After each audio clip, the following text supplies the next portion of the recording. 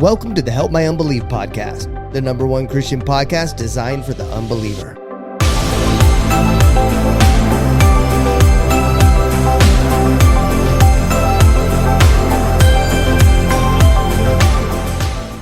What's up, dude? You didn't get me this time. Hey, I know, but let's talk. I want to talk about this because you're throwing some shade because I'm growing a man bun and it looks like you got a problem with it. Oh, please don't have a man bun. Why? Because I have a pocket knife. This is coming from a and guy. my pocket knife is razor sharp. That has, well, speaking of that, your glasses are razor sharp right now, too. Hey, I will lift it and slice it. He's talking about me having a man bun while he's wearing that on his face right now. Yeah. That's crazy, dude. This is You're like, this is earned. I have hot pink glasses on. This is earned. With age. Yes. Right. Good grief. Man buns are the ponytails of this generation. I mean, I get it. I get it. Here, let me pet you.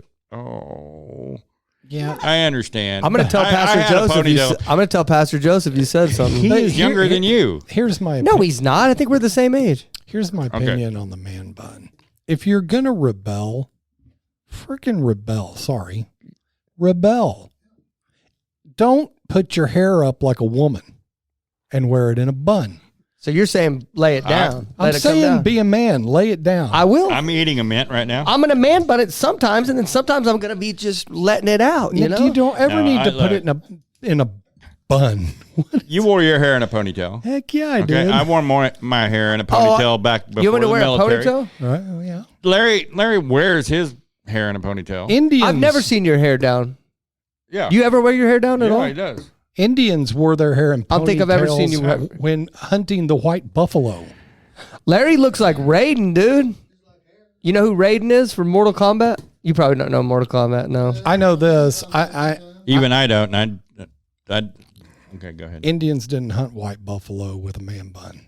They had ponytails. I bet they put their hair up somehow. They may have. Braided it. They may have. That's why they braided it to keep it from flying while they're running through the woods and catching. I mean, is that biblical? I think that was a biblical story, wasn't it? Where the guy's running on the horse and his hair catches in a limb and then it hangs him? No, I don't remember that, no. Oh. Yeah. So it caught in a tree and they came and lanced him, huh? Yeah. Huh. Well, so I guess there's argument for man buns. Okay, so I wanted to go over something with you guys, and then I had God woke me up in the middle of the night and said something, and I want to get your guys' opinion. Whoa. Hold on. What? Did you change gears, or are we saying we're switching gears? That God woke you up in the middle of the night and told you to do a man bun? Yeah, he did. No, he didn't. God's up there going, I would never say that, dude. No. I'm fine with you going bald, bro. I'm a little confused. But I wanted to I did want to switch gears here.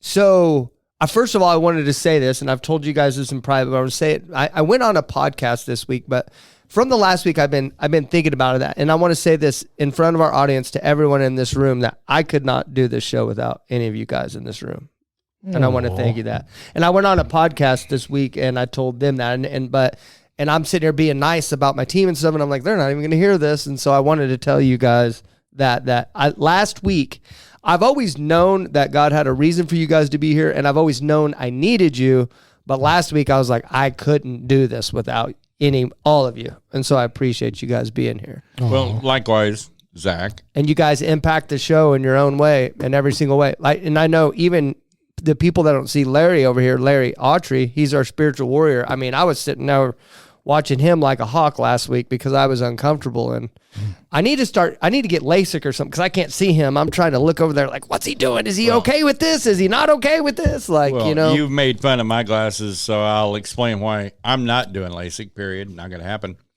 But you need 14 glasses. I put off getting bifocals forever, and this is my removable bifocals.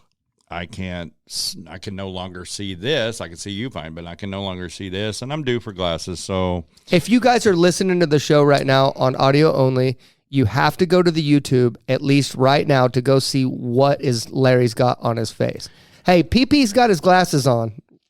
Deal with it. Everybody say, call Larry with me, PP. And once again, I am comfortable enough in my sexuality not to be worried about the little tiny red glasses that I'm wearing. Well, I didn't say nothing about sexuality, but now you bring it up. I mean, you know what I mean? I'm not concerned about it. So I've been actually pretty And busy. do not give the devil a foothold. Boom. Which would be a man bun? Is that what you'd say? That's a handhold. Yeah, that's a handhold. That's a handhold. Yeah. You could do a 2-finger grip on that bad boy. Just, you know what I mean? But yeah. So I remember one of the first UFC. Well, I got really connected with the UFC in 1, 2, and 3. And I think it is in 3 where Chemo, I think is his name, got his ponytail ripped out. What is that? UFC, what is that? You don't know what UFC is? Well, I'm thinking of the martial art. I'm talking about when it first started. Oh, yeah? UFC 1, yeah. Yeah, I'm talking about. With like Gracie. I watched Gracie. 1 and 2, 3, 4. I think I went through the first. I think I recorded like the first 10 or 20, and then they changed the rules. And once they changed the rules, I quit watching them. But I'm a massive UFC fan now. Yeah, but I mean, the first one, Chemo was a pretty stout dude, but he had like the head shaved and then a mohawk with a ponytail, and it was about this long. And the guy, he was in the kind of sort of the Gracie guard with his feet holding him, and Chemo was leaning over, pounding on him like this, and the guy just reached up and grabbed hold of that ponytail, jerked him down, and jerked him down into him so he couldn't hit him anymore. And then that's why Chemo reached back, and that ponytail just ripped. They do those cornrow braids now for that reason, so you can't grab them. They do those cornrow braids now, so they're tight and that. I don't see any man buns in there in that UFC. Well, maybe there will be one when I get in there. Grabbing them. Do you remember this guy? I remember my first rules about it now. I remember my first UFC fight ever. Do you remember a guy named Trey Teligman? He was missing half of a rib cage. No. He had this big dent in. No. That was super old school. Mine had the 504 pounder. Yeah. All right. And then the giant killer, which was his name was Kevin something or another, and he did karate, and he broke his hand with I think that counted like 80 or so unanswered blows to the head. And he couldn't That's go back on. when it was he brutal, couldn't go. yeah. Well, no, yeah, that was back when you fought in the semis and then you finals, and then you got down to the last 2 guys that night. Yeah, in the same night. Fought. Yeah. You remember the guy that wore one boxing glove? Guy, you know. You remember they wore one boxing glove? The guy that wore one boxing glove? No.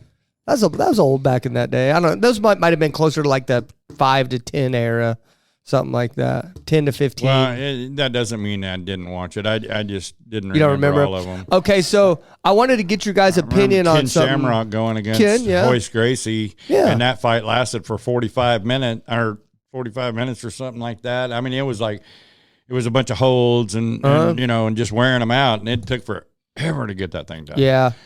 Yeah, the ground fights are still kind of boring sometimes. So, okay. So, God's woke me up a couple times, and one I'm not even going to tell you about because it's who knows what it means, but God. Yeah. He woke me up last night at like 2:00 in the morning, and I wake up and I'll send Angela a text message so somebody will keep me honest about him lately, but usually when God starts to talk to me like this, at least last time he did, it means that I'm probably fixing to go through something again, which this time I'm just like, we talked about it today. It's like, whatever it is, let's rip. Let's go. You know what I mean? Like, we can't stop it. Let's just go. It's not like I'm going to give up my faith. Let's go right through it. But I woke up in the middle of the night and God told me Gog and Magog, right? Oh. And okay, yeah. And so I woke up and I could show you the proof too. I got a screenshot. Oh, it's on my phone. I got a screenshot of it. It's like 3:23 in the morning. And I woke up and I texted Angela that, and I woke up and fought with God for a little while because I was tired. And sometimes it's hard for me to go back to sleep. So I'm like, God, I'll remember it. And he's like, no, you won't.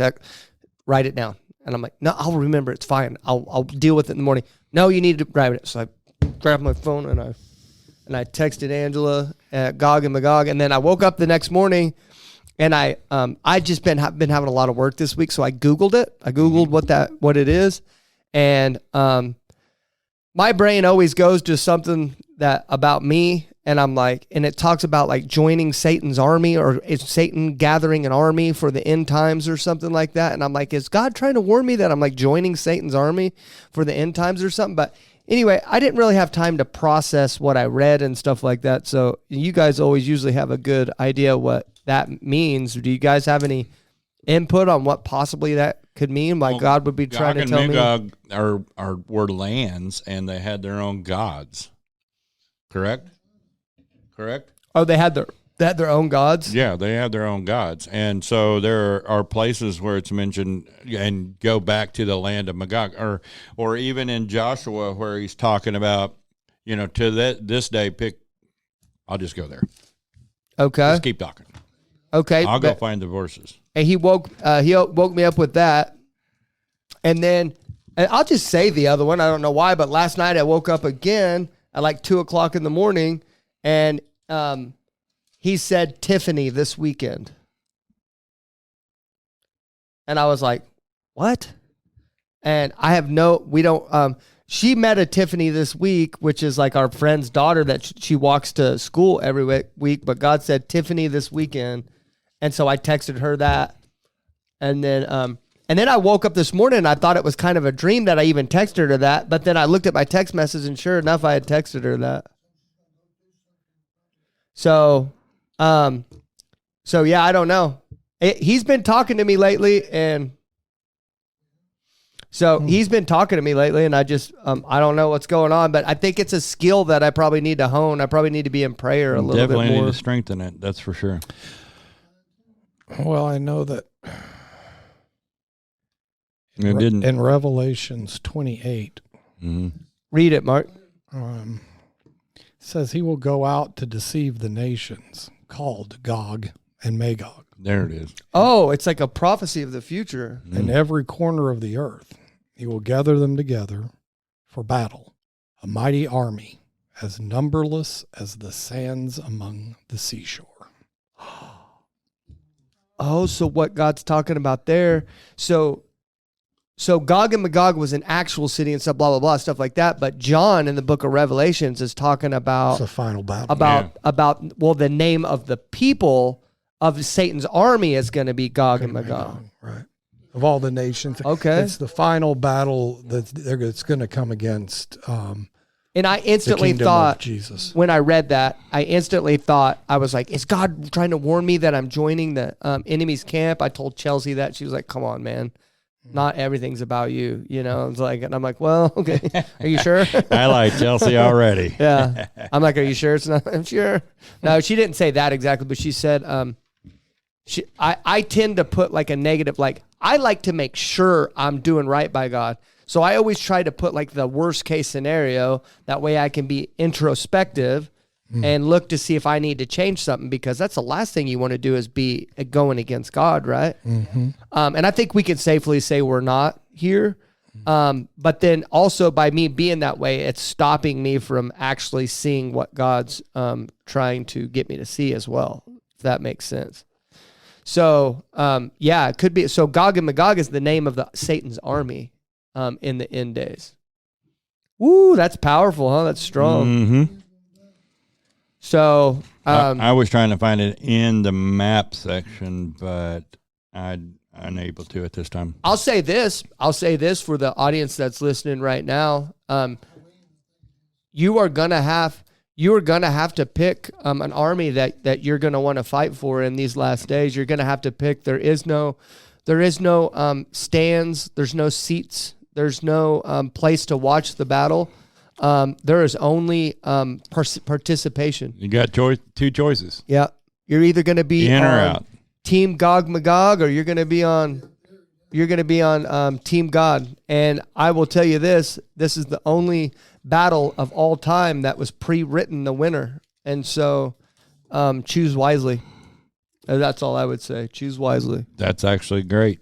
Being able to say that ahead of time. Yeah, choose wisely, because I mean it should be a no-brainer. It's pretty obvious right now that Satan's got his little lies and he's smart and he's cunning and he's being smart about it. But we need to make sure that we're. Magog is listed in Ezekiel and Revelations.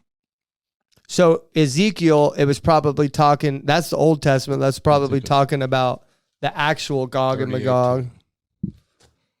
And then Revelations is talking about that. Yeah. I mean, God's showing me the visions back. 6 months ago about the door closing, about the veil being lifted. I mean, like, I don't like being because I know that every generation before us has here you go. screamed from the mountaintops about the end, but I think we're in the end times. Ezekiel 38. Okay. The word of the Lord came to me. Son of man, set your face against Gog of the land of Magog, the chief prince of Meshish and Tubal. Prophesy against him and say, this is what the sovereign Lord says, I am against you, O Gog, chief prince of Meshish and Tubal. I will turn you around, put hooks in your jaws, and bring you out with your whole army, your horses, your horsemen, fully armed, and a great horde with the large and small shields of all of them brandishing their swords. I could keep going, but I won't. That's telling you right now. God's telling you, or God used Ezekiel to tell them in this prophecy against Gog, they will not survive. Yeah. And isn't the Son of Man a reference to Jesus? So that's what John called him, the Son of Man in the book of John. John typically referred to Jesus as the Son of Man. Son of Man. So it tells set your face against. Right. Yeah. So, yeah. So this is Ezekiel before Christ had come. Yes, very much so. So he's prophesying that there are going to be two warring factions, Gog and Magog, which and then is the Son on of the Man, side of the Prince of the Air, Satan, and then the Son of Man, which is his mentioned in Revelation. as well, where you were talking about. So it's Team Jesus and Gog and Magog, and then Ezekiel was saying and that Jesus is the victor. Yeah, Right. and then Jesus is saying like, hey, it honestly in that Bible verse it didn't say who exactly was going to win, but the detail was that God was against them. So you can gather who's going to win that one. Sounds to me like when he says, I'll put hooks in your mouth and drag you out. Yeah. You and your whole army, bro. Yeah, whether you want to fight or not, you're going down. You and your whole army.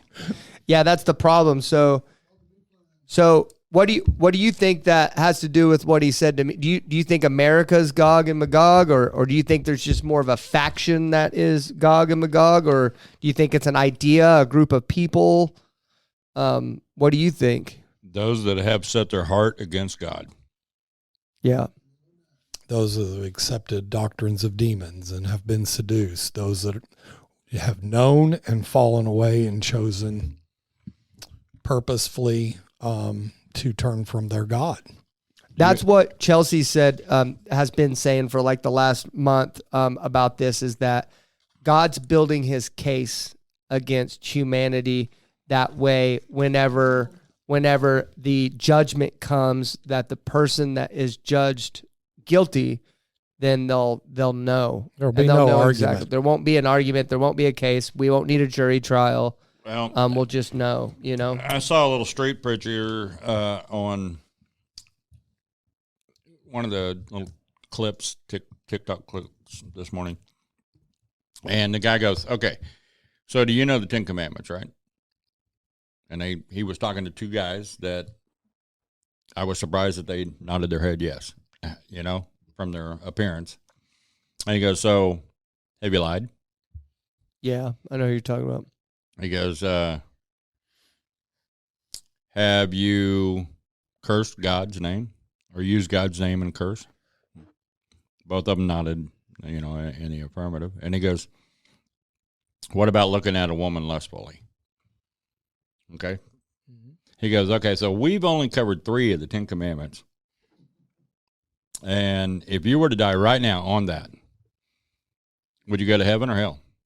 And he goes, well, I'm basically good, but on that evidence, I would have to say I would have to go to hell. Yep. Man, don't we live our life on the edge? You know, all we have to do is ask for forgiveness, whether we have Christ in our heart or not. I had a prop, and I was going to bring it in.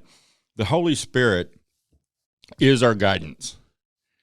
God promised us that when Peter went to the upper room, waited on the helper, the Holy Spirit.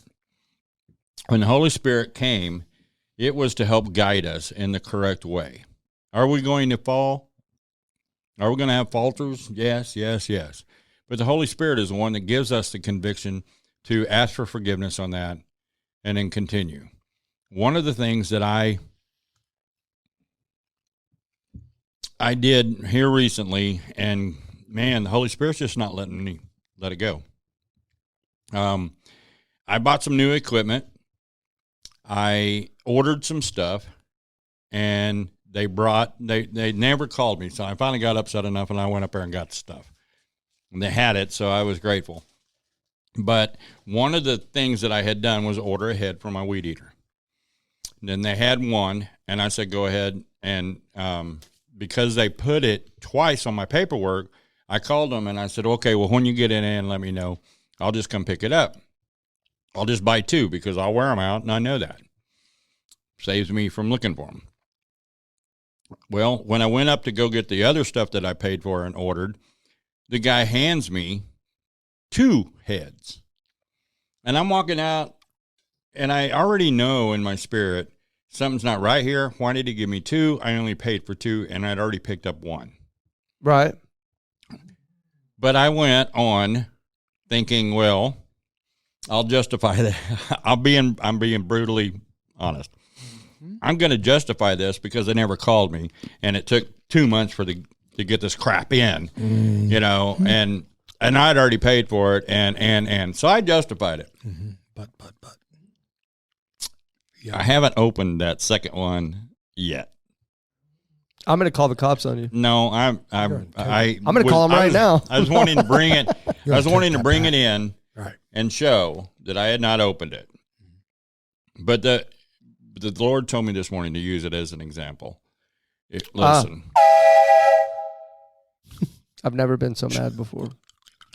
Well, that one was different. Do you have it on Do Not Disturb and silent? Sorry about that. But, I mean, we grieve the Holy Spirit by not paying attention to the Lord. Okay? That's when we grieve the Holy Spirit. Yeah. And he will leave. If we're grieving the Holy Spirit or we are active in our sin. So the devotionals I've been writing every morning, I've lost the words because I haven't obeyed. I have had had issues getting my time together for my studying because I don't have the Holy Spirit prompting me. Because why? Because I am in disobedience. Yeah. When we don't obey God through the Holy Spirit warns us. He tells us, and then he withdraws. I lost it for a little bit too. Those couple months that I was going through a rebellious period. I've told everybody on here. I told y'all. I told everybody on live how I was spatting with God about stuff. And I look back now, what I was spatting him back, and it was kind of just silly. Like it was, you know what it was? It's just pride. Like I would have done it. I would have done it if God wouldn't have told me to, but because he told me to, I didn't want to do it. And it's like, I've done all this stuff and now you're putting even more on me and now blah, blah, blah, and it's just like that message that Pastor Kevin preached this last weekend. Like, not only do I realize that I have some pride that I need to get rid of, but I have a tremendous amount of pride that I need to get rid of, like a massive amount of pride. I mean, you were there during that message. I know you've been helping out in El Reno, but I started to realize that I had pride, but then after that message, I start looking into like what pride actually is and starting to put a quantitative number on it. And the number's tremendous in my life, the amount of pride that I have. And I had people coming up and praying to me and stuff like that. And it's cool. I am growing. I will tell you that I am growing. Like, like when I go to these messages and stuff like that, some things that are happening in my heart that surprise me. Like, for example, Pastor Kevin mentioned the the desires of your heart. Like if you do this, then you'll start to see the desires of your heart grow. And I started thinking, and I was like, oh, because last year this time, or even in the winter this time, I had a lot of desires in my heart. But then when he mentioned that, I was like, wait a second. Like, what are the desires of my heart right now? And the truth is, like, I'm pretty okay. Like, I don't really have any. You know what the desire of my heart would be right now? I want my salesmen that I have right now to make it. My employees, I want them to survive and make it, because I've seen how much they believe in me, and I've seen how much they believe in what we're doing as a company, and it would devastate me if they didn't make it, man. But you're looking at their physical. Mm-hmm. You're looking at their flesh, and your desires for them to succeed. Yeah, I do. I Your really desire for them should be that they get to know the Lord. They do. Well, and follow the Lord. Yeah. And seek after his face instead of his hand. Yeah. I don't think you understand what I'm saying.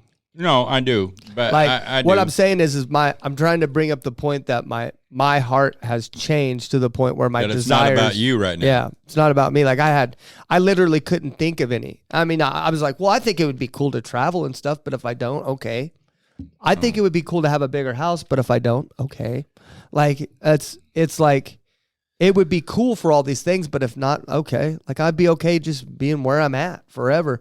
And then, but yeah, it's about someone else, not me. Like, I mean, I want to see this podcast grow, but I know like God's controlling all this. I mean, I gave my company to him before I even had it. I gave him this before I even had it, or God gave it to me. So like all this stuff is completely ran by him to where I'm pretty much, it's not even up to me. And it's cool because God made me a promise about my salesmen too. God told me that if I tithe 10% of all the profit on their job, not just 10% of what I take from the jobs they sell, but if I tithe 10% of the whole profit before I pay them, that he would bless them. And so I'm like, see the results of that? No, that's what I said. No, I was like, easy. Hobby Lobby, Chick-fil-A. Yeah. They started off that way. Yeah. They started off where that owner of that particular company was tithing on everything that company had and gave that company to the Lord. That's what I'm saying. Like, that's easy. If the Lord makes you a promise like that, that's over. It's easy. It should be a no-brainer. Like we looked at the books this last week, and we had stopped tithing for 4 months. I think I told you that, Larry Autry, that we had stopped tithing for 4 months. And I don't really feel terrible about that. I felt like I almost got the okay from God because we were like bad in debt, and God was like, okay, you got to catch up now. And God's the one that made the promise to pull us out, and he did, right? And I'm not saying I justify it, but I don't really feel a terrible conviction about it now. But he renewed that promise to me, a new promise. He already fulfilled the last one, and he made me a new promise. And I was like, let's go. Let's do it again, baby. And I don't care. Like, I seen what you did last time, but now that's just going to be a lot easier. I know there's going to be troubles. I know it's not going to be tomorrow. I know whenever I tithe, it's not going to happen right away. I know you may even take them to the brink of almost failing, but I know they're not. I know you're going to fulfill your promise as long as I do what you told me to do. Oh boy. Yeah. You're talking some spiritual smackdown right there. And you're That's called growth. Yeah. No, I mean, that's awesome. But just from my experience, man, you're in that place of you have your hand on some serenity, right? Get ready. Because that's going to be slapped out of your hand. I know it's coming. But that's what God uses to stretch us. It's like this wave machine. Yeah. Right? Yeah. We go up. We face these problems. How is ever going to be any different? We realize that on our own efforts, at least I did, I'm a horrible, miserable failure. All of my ideas lead to nothing but pain, anger, blown up relationships, and then give it over to God. God comes, illustrates his power. Rest. Everything's awesome. I'm on a spiritual pink cloud. God rocks. Yeah. And then God says, I'm going to pull you apart again. Because he's constantly stretching and reforming. Got to grow. Yeah. And now that you've got a piece of, I was 48 years old the first time I ever experienced serenity. I didn't Wow. I didn't even know what that word meant. I remember calling a person that was helping me in my journey and saying, dude, man, I'm calm. I feel like there's nothing that can be thrown at me that with the help of my Father, I no matter what happens, I'm going to be okay. And he was like, yeah, man, that's serenity. Because I told him something's wrong. You know, I'd never felt that before. It'd always been, oh, crap. You know, crisis to crisis. Oh, no, what am I going to do? What comes up must come down. Yeah, you know, but that's what God wants for us is that serenity, because that's where power comes from. Because then when we're going through that, you know, here comes this wave of persecution or trouble. Because of that serenity, we can say, I've been here before. You know, my God's bigger than all of this, man. Yeah. And praise God, and we can keep that Yeah. and be a witness to others. We need to. I refer to that as the David complex. The David complex says, oh, Goliath, that's nothing, man. God got me through the lion and the bear. And he will have me in this. Who's this now, uncircumcised I just need fool? to, I just need to go down here and get a couple of stones. All right. But I'm ready. Oh, here, put on your armor. Take the sword. No.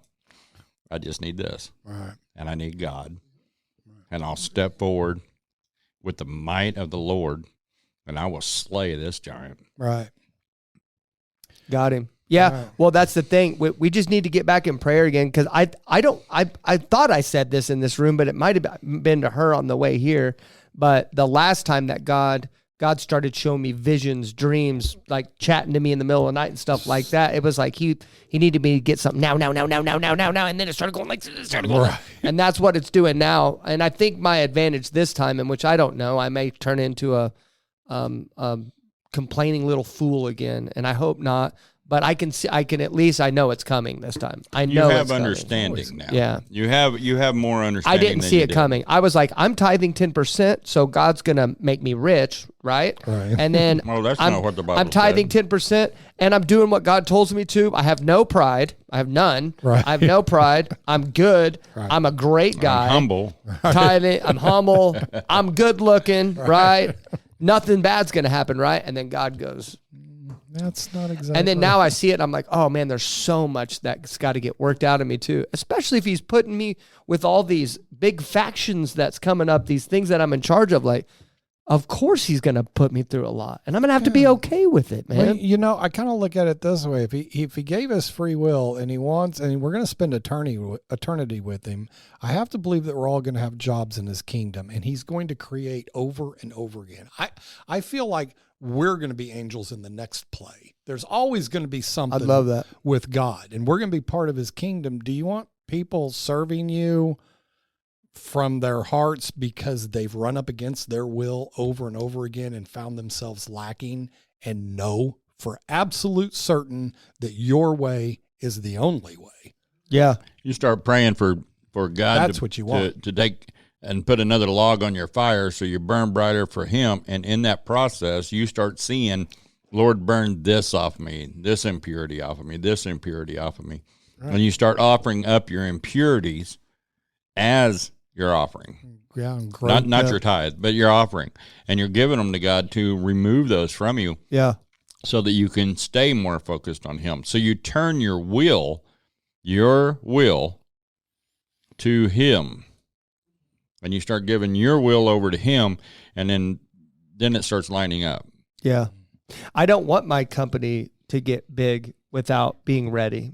I don't want this ministry or this podcast to reach the big audience until God's ready. I don't want that. I agree. Why would we want to ruin someone's, we have to be careful what we say. Like, this is a big deal, what we're doing. Mm-hmm. This is a huge deal. What we're doing right now, the fact that there's 500 to 1,000 people that's going to listen to this, what we're talking about right now, is a huge deal, man. And we got to watch what we say. Why would we want to go out to hundreds of thousands to millions of people if we're not completely ready for that? Because it's a big deal now. It's even bigger deal then, like I want to be ready. And if that means me going through some pain and some trouble to get there, that's fine. I just hope I can learn how to handle the pain a little better. That way it's not that long. That was way too long. That was ridiculous. The That was crazy. That lasted forever. Shut up. It was bad. It took what it took. It took what it took. Oh yeah, I mean, I probably could have got out of it earlier. But That wasn't that long. You know, I look at some of the outside looking in. Nope. Yeah, I look at some half of a year. I mean, it felt long to me because the reason why it felt long is because I wasn't sleeping. Like, How long is college? I don't know. How long is how long is a dime in the state penitentiary? Right. Yeah. We want to talk about long. You Yeah. know, you were you didn't. Yeah, you weren't. You're a good guy. I mean, you're God had some work to do, and you did it. Yeah. Well, the felt a time little rough. wasn't long, but it felt like lasted a long time. Yeah. I do agree that it was pretty intense. It was intense, Of course. man. It was And intense. it was hard from this side watching you go through it. But it's whatever. I mean, But you good. learned, and that's yeah. a good thing. God stretched you, and God gave you wisdom on things so that you could see what He was trying to show you. I don't even know what, like, I'm learning now what He taught me back then over a period of time too. Like, I still don't know what all I learned from that. Like, He's revealing to me what I've learned from it slowly, like through that situation where He's preaching, and I'm like, what are the desires of my heart? And while I was going through that, I would have been talking about, like, I want this big office. I want 1 million salesmen. I want to be selling $10 million. I want to be going to Maui. I want a big car. I want all these trucks. Like, I would have a laundry list for you. And when He said that the other day, I genuinely just had that. I want them to be okay because I can see that they believe in me, and I don't want to fail them. And I want them to be here because I love them and I want them to be with me. But as for me, like, I don't know, man, I'm okay. Like, you know, like, and that was really cool. I've got what I need. Yeah. I've got more than I need. Yeah. Yeah. So I'm like, I'm cool. I'm cool right now. Like, great. You know, and I don't think I'd ever felt like that before. Well, so it was my cool. my idea is that people that hunger and strive, that's all great things, but people that do it insanely are chasing that hole. Yeah. And until it's filled with God, you're deprived of serenity. You're deprived of that feeling because we're engineered to have that relationship with Him. Without it, we're going to try to put all kinds of stuff in there. You got to seek Him to fill it too. Like, it's not just to be like, okay, God, and He's going to be like, nope. Yeah, you got to seek Him. It's something that you got to do. But anyway, we're running over a little bit. So let's get to Joy. Joy says she speaks to aliens, and I don't really know what she believes. I know she's really been like supportive of what we do. She really says she loves what we're doing and that she enjoys our content and she likes the messages that we put out. But I don't think she believes that Jesus is the only way to heaven. I believe she kind of believes in a bunch of, let's do what we do every week. And let's talk to but Joy. you want to go over that one more time? She speaks to what? She says she speaks to aliens. Yeah. From Mexico? Not to Okay, hold illegal on. Hold on a aliens. second. No, not to like Germans without a passport, I don't think. No, it's worse than that, Larry. Aliens from space. Okay, but hold on Or before I maybe say the ocean. before I say this, I don't really know what she means by that. So Let's get curious. we got to get to her. We Yeah. need to find out. Because I don't want to even speak on it and speculate on it because I haven't watched her videos of that. She mainly like talks about the news and stuff on her channel, like talks about current events and stuff like that. So I haven't really dug into like her content with that kind of stuff. So I don't want to speak on it without getting her. I want her to say it. So That's a good idea. let's get to her. Joy. Oh, Joy's here. Joy. So I don't know if you know this, but your mic is on mute. So you may. There it is. Can you hear me? I can. How you doing? There she is. How are you? I'm good. No, I put it on mute. Tech savvy, but I was like, okay, I don't want to interrupt. It's also some good space talk. Don't Yeah, I was trying to start a fight with him when the She was flat earth listening stuff, with. right? She was listening this whole time. I Okay. told Larry that if he ever believed in flat Earth, that I was going to walk out of the room and never come back. And then I started playing And then devil's Mark- Oh, me? advocate. And then Mark says he thinks the Oh, Earth's okay. flat. No. You can throw anything at me. I'm good. I'm game. So, are you on a cell phone or what are you on right now? I'm on my computer right now. Is it sound okay? No, it sounds very muffled and Yeah, and you keep cutting out. We've had people do it on computers before, and it sounds terrible. Okay, let me switch to my phone. I'm also on headphones. I thought that might be helpful to y'all. Hold on, I'll see if my phone works better. Yeah, phones usually work better. Okay, does that need better? Oh yeah, it's way better, way better.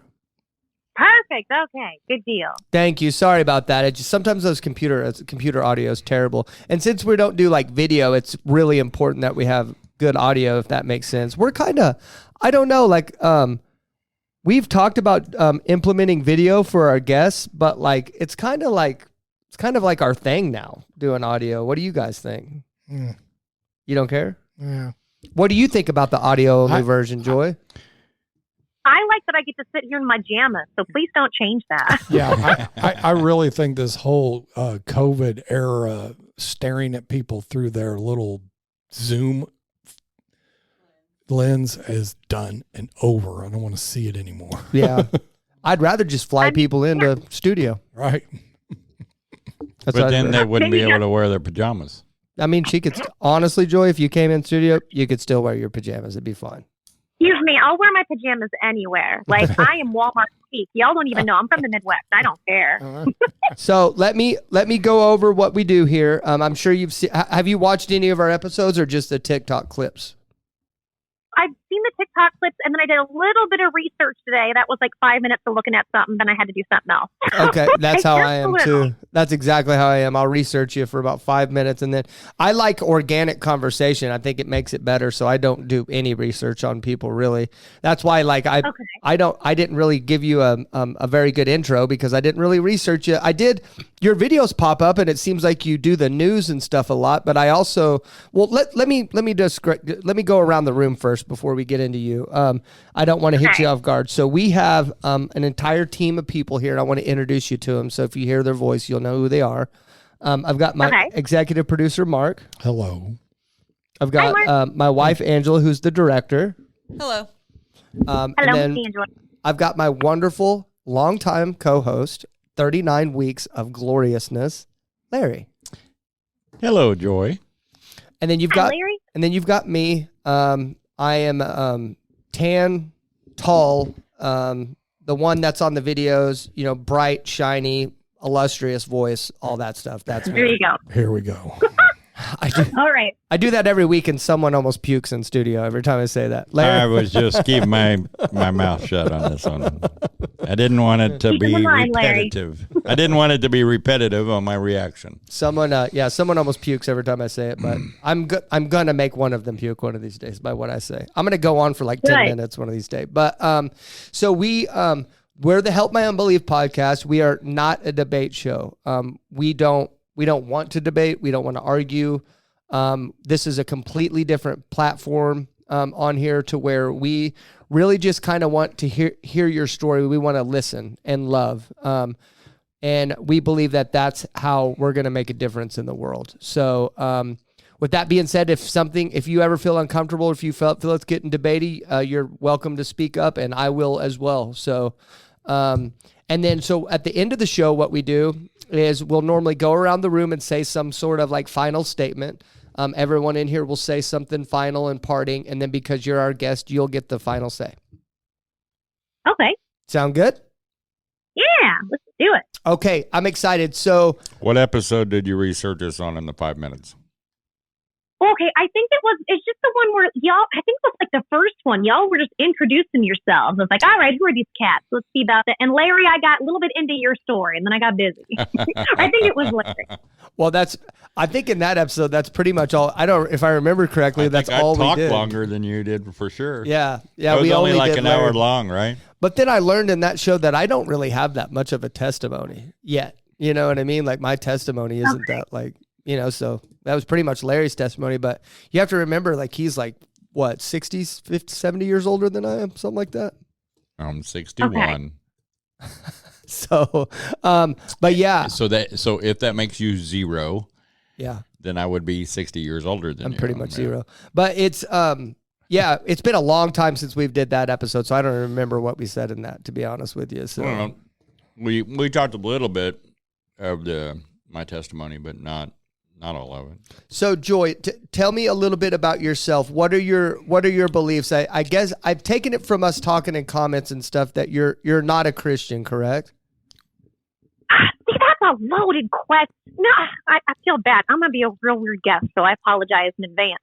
Well, it depends on how you look at it, right? So when somebody says, are you a Christian? So, I guess if you guys want, I can try to speak in more Christian terms since I grew up in the Midwest. I kind of, we can all kind of speak it fluently. I want you to talk the way you talk. I want you to be Joy. You keep saying the Midwest, but that covers a whole lot. So what state right? are you from?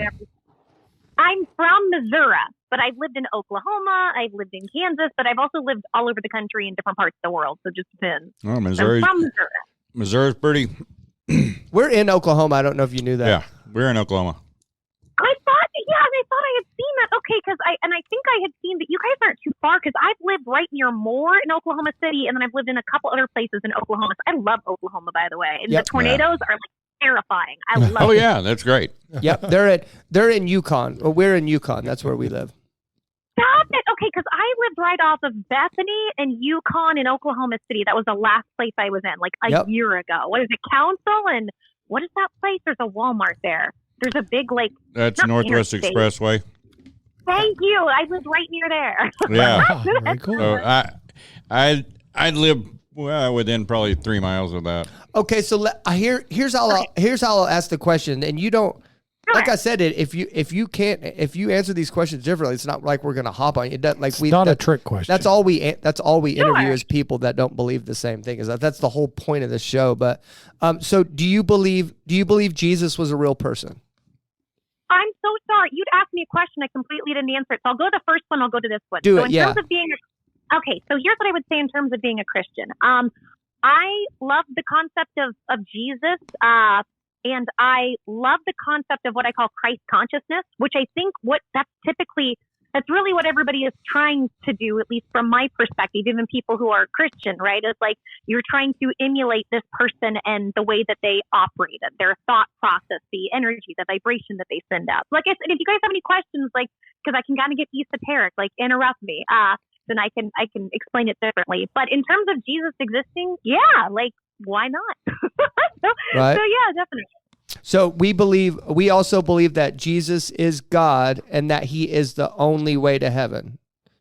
Do you believe that? That Jesus is God. I don't know. I mean, not necessarily. Well, I would say the only way to heaven. I don't know about that, but I guess we would have to then get into exactly what is Jesus. Right? Like that would get into, in my opinion, a bigger topic of what that is and what that representation is. And I understand because I grew up Catholic, so I understand those terms. But I would say I don't necessarily look at it that way, but it would be dependent on how you look at it. So would you say, Larry, that we've interviewed over 50% of our guests have been former Catholic at this point? I do believe you are correct. That's crazy. Isn't it not? A lot of us, we were inundated with it. Yeah. So, yeah. Do you think that kind of turned you off a little bit from Christianity, your upbringing at all?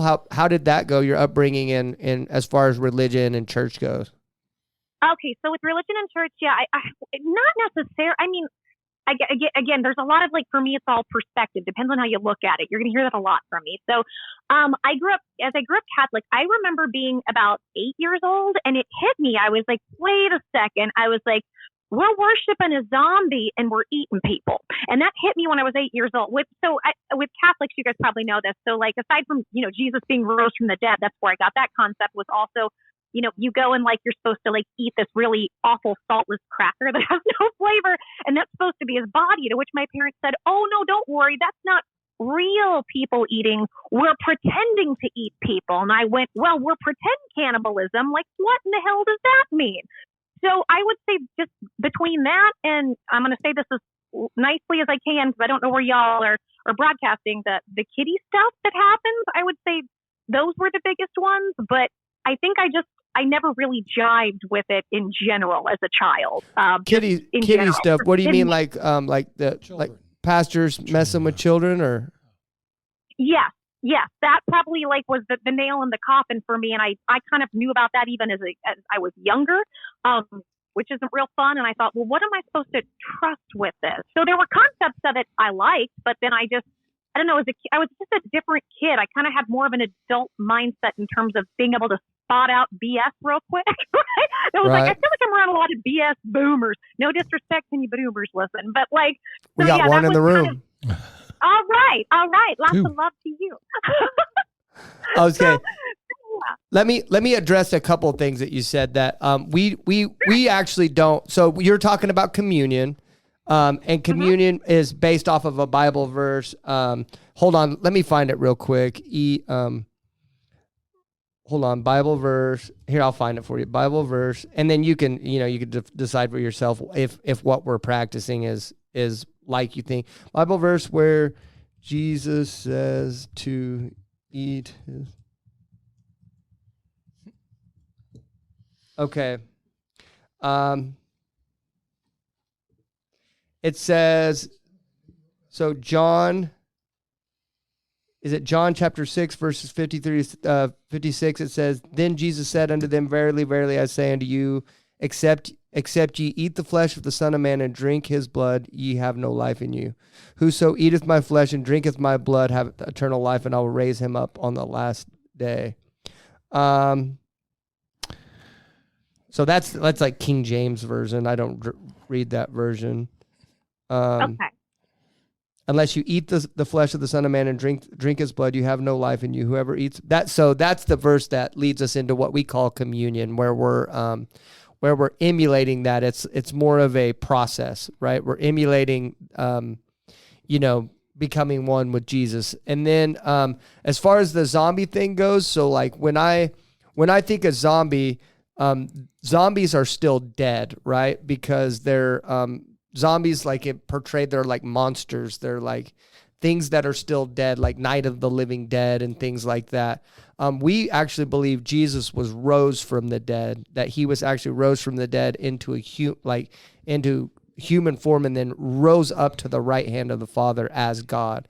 So Jesus isn't a zombie to us. He's very much alive, if that makes sense. I think it's very interesting, Joy. This is Mark. I agree with the assessment of what an 8-year-old little girl would think about that. Yeah. And thank you for saying that. Real quick, I just want to say, like, I'm not necessarily telling you I think that now. I was just more explaining from the perspective of when I was a child what it looked like. And this is kind of my first of like, what in the hell is this? Like, what are we doing here? Yeah, exactly right. Some of the tenets of frankly, a couple of different religions that I have been members of have ended up driving me away from that religion because it didn't jive with what the Bible was stating. And I'm not pointing out there that Catholics are guilty of that. But I can definitely say that some of the religions that I've been a part of, man, I don't know where they got some of their ideas, but they didn't make any sense to me either. And 100%. Yeah. And especially when, the word that they specifically talk about that they're working from, what they're doing doesn't seem to jive with that. But, as far as communion, what was that verse in the Bible that says, whenever you gather, do this in remembrance of me. Oh, yeah. It's the breaking of the bread as my body was broken for you, the drinking of the blood, which is the price that I paid. You're doing it to remember Jesus. Yeah, but his sacrifice. I was just trying to think, like, we did communion whenever I was a kid. Mm-hmm. And then I guess I don't understand. Maybe I'm just naive, or I was just naive. I'm like, I wonder why that didn't. What about you, Larry? Did that resonate with you? Were you like, whoa, this is weird that I'm eating another dude's body? Well, the first thing, zombies didn't come out in my youth. Not zombie. I'm talking about the communion thing. But I'm talking about, so I wouldn't have had that mindset. She's considerably younger than I am to even be considering that at 8 years old. So I would not have had that concept in my mind to begin with, to, no offense, Joy, but to warp my thinking on that.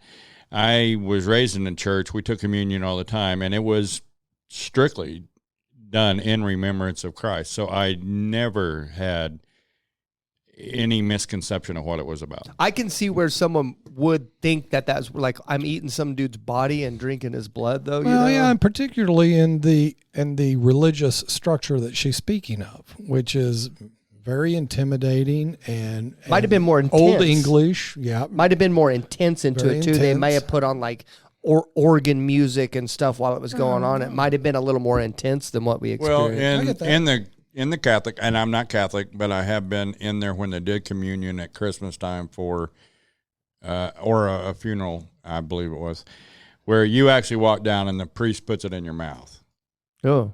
There's some of that. Yeah. There's another aspect too where I might be a little bit different in that I was aware of some of the what I would call evil stuff going on at a very young age. So all of that combined for me, I was just like, so for me, I saw that it just seemed like a tyrannical power that was just running rampant.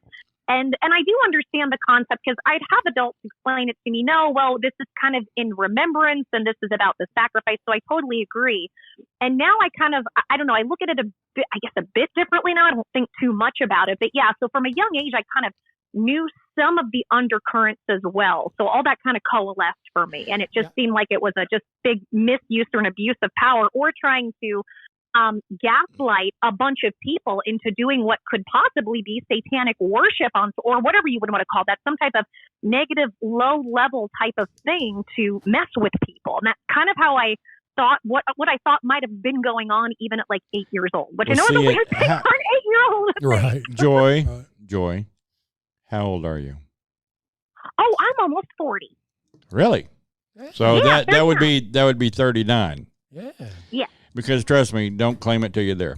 Yeah, quit asking a woman how old she is. My mother No, taught me that a long time I just ago. know, turned Larry, ask every 61. I woman. started claiming 61 halfway through, so it wouldn't be such a big issue. But I do have a quick question because that's a little older than I actually credited you for. It's her young voice. But see, I was raised in the 60s and the 70s, so at 8 years old, that would have actually been 1970, and we didn't have that much. First off, we didn't have that much information. Where if somebody farts in New York, you hear about it in Oklahoma. Okay, Right, yeah. There you go. So I mean, we talked about the war. We talked about it. We didn't have it frontline news all continually. Oh, the troops just moved too.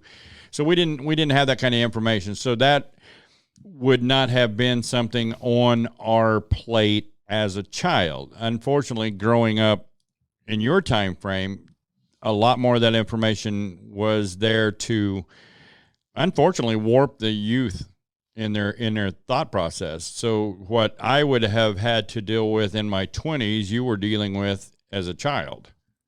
You see what I'm saying? I'll tell you a little bit. I will say, to be fair, with my age group, we didn't really have access to the internet in terms of being able to really research this stuff.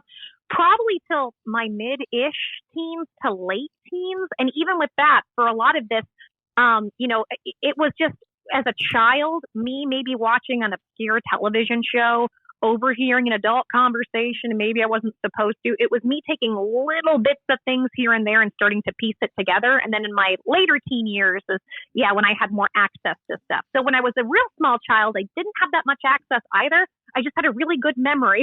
Like somehow I would I don't know, this stuff, information would fall into my lap where I'm like, well, this is weird. And I'd start putting it together. Right. Well, I actually have a daughter your age. So, Okay. Joy, Okay, so I know roughly, I remember when she first started getting into the computers and she had to actually teach me what to do and, all that kind of stuff like that. And, so I know the access of what was available to you then is nothing compared to what is available to children now. Oh, But right, if, exactly. But if you take that back to me being in a black and white TV with 4 channels, You're right. That's right. Yep. And so our information came through encyclopedias. If you didn't know how to look it up, if you didn't have a set of encyclopedias at home, you had no information for your studies. That's right. Yep. So there's a lot of difference between those age groups and then what the information that children are given now is even more so indoctrinating them into what our government wants them to know. Oh yeah, I you're slid that absolutely in right. there. I slid that in there. Yes, I did.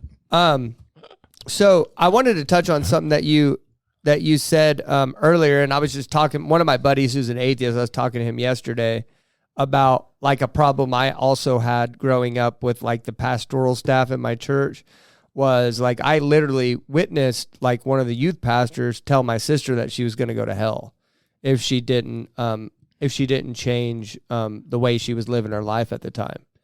And then I remember a couple months later, he literally got fired from the church from embezzling money from the church. And Nice. that always struck with me. I was like, wow. And that put some thoughts into my head, was like, because you're always taught that these people are put there by God, right?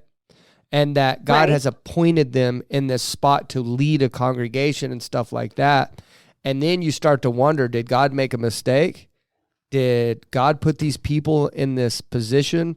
And then did God make this mistake and put them like to mislead these people and stuff like that?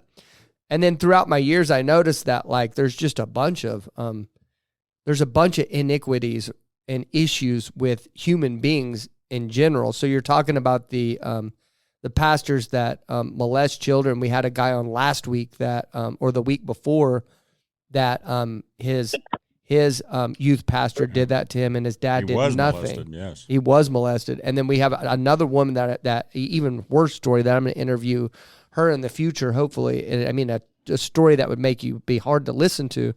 And then, much worse stuff than the embezzling money and stuff like that. And then even in this church, there's people that have issues. I mean, nothing like that, but like there's people that have human issues. And then what I kind of land on in my mind is that even if God appoints human beings in these positions in the church, he still doesn't take away their free will. Like they still have choice to make, and they have to make a choose.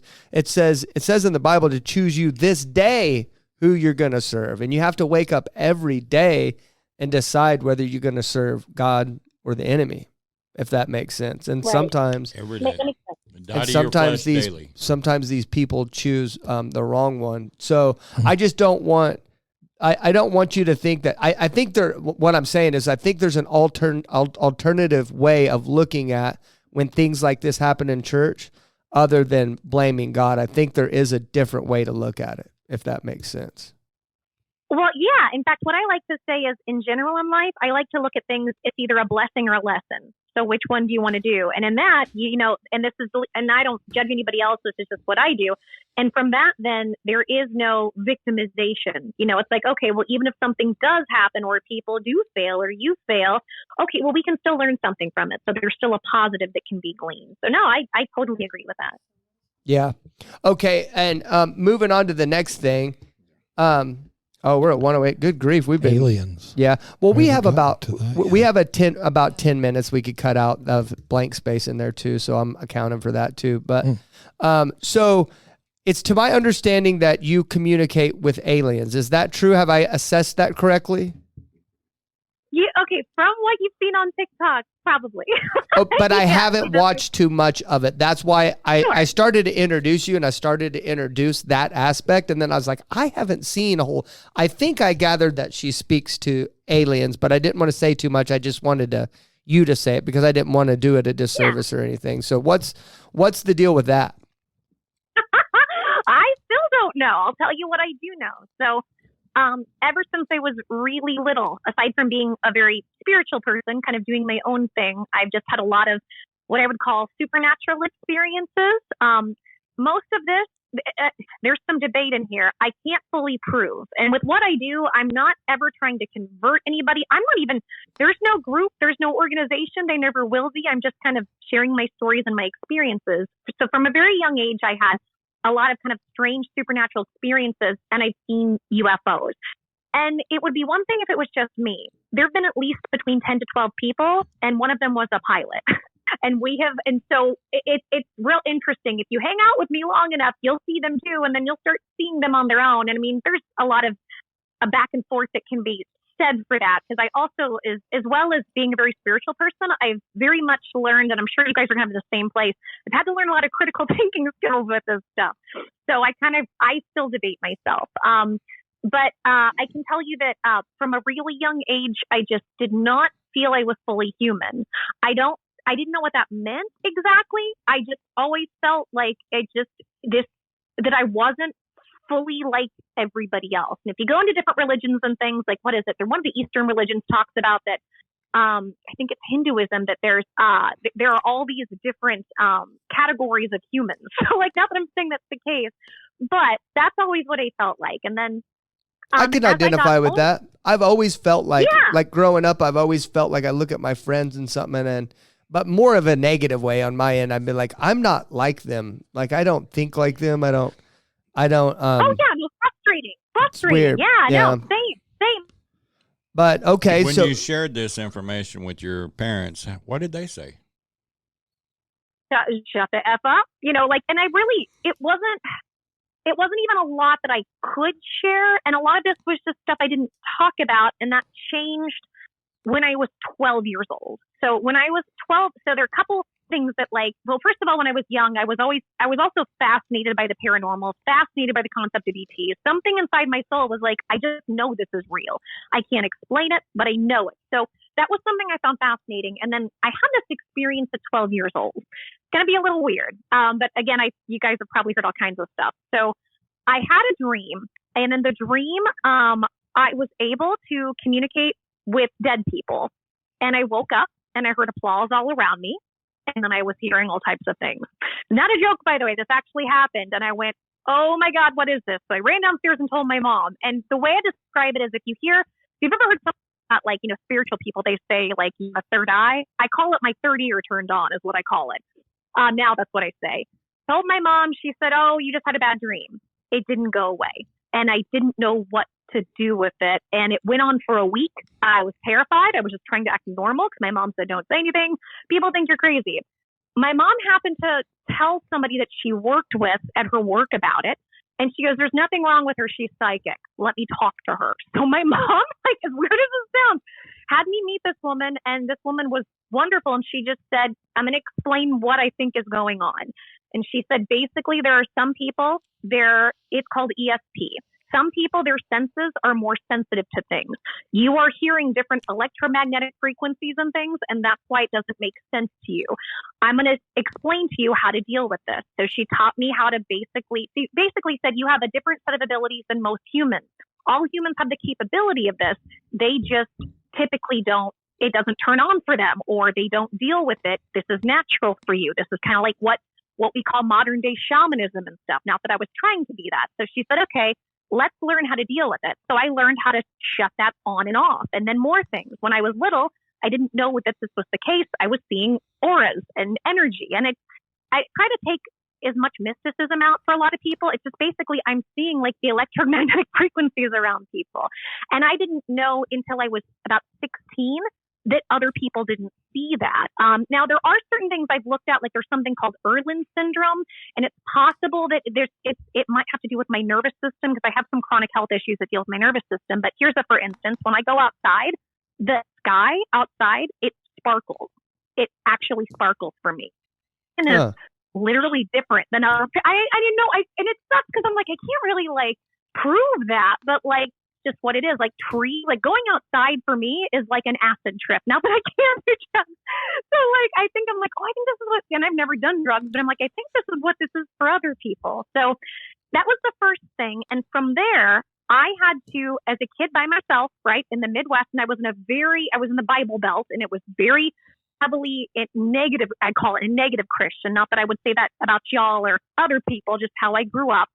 I couldn't talk about it. So I had to learn what this was, and I did a bunch of research. And so then I started researching into the Eastern philosophies, which I love, like Buddhism, Taoism. I don't subscribe to any one thing, but I like a lot of those concepts. And then I had one other thing happen that changed my life. So when I was 14, I had a lot of chronic health issues on and off throughout my life. And I'm sure you guys have heard people talk about a near-death experience. Yep. I had something similar. I wasn't near death, but I was very sick.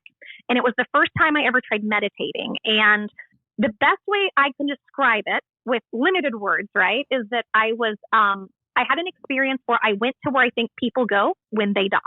It was the most, I never, and it was there was a lot that entailed, but the biggest thing was I think I met what people think God is, and also what I think people think Jesus is. And it changed my life. And to make a very long story short, what I understood from being there was everything is alive, everything to some capacity. And there was so much love that I had never experienced. Because I've had people say, well, how do you know you're not making it up? Which we could go into the science between, like having that type of experience versus your imagination. But I was like, there's no way I could make up what that felt like. And so after that experience, it changed my life. And I said, that's what I'm here to do. I'm here to help people understand what that love is that I just experienced. Holy crap. We go around not having any clue on this planet that it's real. That's real. And so I thought, how do I help explain this to people while I can't talk about it? I'm in the Midwest. Like, what do I do here? And so I just told myself, I think what Mahatma Gandhi says about basically be the change you wish to see. I want to become that love. How do I do that? And so from that day forward, everything I did was about trying to understand not just the experiences I had, but how do I help humanity? How do I serve humanity the best way that I can and help them remember that, like, for instance, how I guess you guys would say it, that God is real, that love is real, that universal, beautiful presence is here and healing and can help you. And it's been a journey since then. So those the couple things. We believe God is love. It says in the Bible that God is love. So that's who he is. Like, that's his entire essence is love. But right. So you should really go back and listen to the episode that dropped yesterday with Dakota Lee. What I would, just from listening to you right now, it sounds like you have something, what we would call in Assemblies of God or Pentecostal church would be a spiritual gift. Okay. You have a gift. And unfortunately, when you were growing up, you weren't given any, support to grow that. So, go back and listen to that episode with Dakota Lee, because she visits heaven. And she had a spiritual gift, and she was able at 12 years old to tell her parents, and then they helped her hone that gift, and they assisted her through that and stuff like that. So, but where we would probably differ on what your situation is going on is, like, I have a Bible verse popped up right here, that we live by with people, with similar spiritual gifts to what you have right now. And I'll give you this Bible verse. It says, okay, so it's 1 John 4, 1-3, and you could read this for yourself. So it says, "Beloved, do not believe every spirit, but test the spirits to see whether they are from God, because many false prophets have gone out into the world. But this you know, the Spirit of God. Every spirit that confesses that Jesus Christ has come in the flesh is from God, and every spirit that does not confess Jesus is not from God. This is the spirit of the Antichrist, of which you have heard that is coming, and now it is already in the world." So the spirit of the Antichrist is already in the world along with the Holy Spirit, right? The spirit of Antichrist is always been here. So here's what I'll tell you. We were interviewing a Christian witch one time, and she works with other deities and what she calls deities, and other demonic presence. She even said she works with Lucifer and other demons, right? And I read her this Bible verse, and I told her the next time that she was speaking with her spirit guides, or these spirits that she was communicating with, I asked her to ask them who Jesus Christ is. And she said that she's already asked them, and sometimes they don't want to be asked that. And so that would be the my only advice for a spiritual gift like this, because I don't really know what else to say. Maybe other people would have something to say in this, but my only advice for you in this situation is when you're communicating with these beings that you're talking to, and ask them who Jesus is. And then if they say anything else that besides that he has come in the flesh and is from God, then they're not from God, and I would probably be just slowly backing back out through that door. Yeah, I think that's one thing that's interesting is, I'm not here to poo-poo any of you talking about your gifts and your spiritual gifts. I think God gives out spiritual gifts as His will. It's the discernment Yes. that we have to, because I can only base my belief system on what I believe. I believe the Bible is literal living word of God. It is reality in word form. And basically we're born into a war, whether we like it or not. And so we have to be discerning in that, because there is a constant ebb and pull. If we're not seeing it today, Joy, I don't know if you can turn on the TV and see the pull of good against evil. I don't know if you can see it. I'm sure you can with the discernment you have with your gifts. There is something very real going on in the spiritual realm, and the Bible talks about that. Our war is not with flesh and blood, but with principalities and rulers and of dark forces of evil in the spirit world and God. And so, I love what you shared there, Zach, is it's our job to test these things. And when my wife has got that same spiritual gift that you have, as far as seeing things on people, she doesn't see their magnetic vibration, but she can certainly see spiritual oppression. I can give you an example. We were at church here, and my wife saw somebody in the audience, and in fact, it was my ex-wife's husband, and God told her to walk up to him, and she said she looked, and it was like she saw like somebody was just blurring him with an eraser, and God said, "Pain. Go up and ask him what's wrong." Oh, wow. And she was like, that's my husband's ex-wife's. Don't do that. Yeah, I don't want to do. What are you doing? I'm going to go wait in the car. And my wife gets these feelings of either a hand on her chest or a hand in her back. And that's God either saying stop or go. So she felt this hand pushing her in the back, and she just walked right up to him after church, and I kind of followed her. She said, I got to say something. And she said, hey, they know each other. She said, what's wrong? God. And he said, well, what do you mean what's wrong? And she said, God just told me what's wrong. And she said, God tells me you're in pain, you're suffering, and he can heal it. All you have to do is ask him. He's telling me right now, he wants you to ask him. He sent me here to tell you, if you ask him, he'll take it from you. And he was like, he called her later. 2 days later, we're on our way back from a shoot in Kansas, and he calls my wife, and she's like, oh my goodness, it's this person. She answers the phone. He says, I just want you to know that I've been suffering from almost debilitating back pain. And, when you walked up to me and just said that, it blew my mind. I was like, how can she possibly know this? And he said, well, we went home, and I got on my knees, and I just asked God, okay, you've seen this. I'm asking you, Lord, will you take it? He woke up completely pain-free the next day. Praise the Lord. Oh, wow. good. That was last week? Last week? Yeah. That was Sunday. Right here at this church when I brought them to church here. You were at church last week. Yeah. So, I mean, these gifts are real. The Holy Spirit is real. The whole spirit realm that we are, it's all real. The question is, how do we hone it? How does it get better? How do we get refined from God from it? Does that make sense? The question is, who do we fight for? Because the simple fact is, I believe there's a war, and we got to be on one side or the other. And that's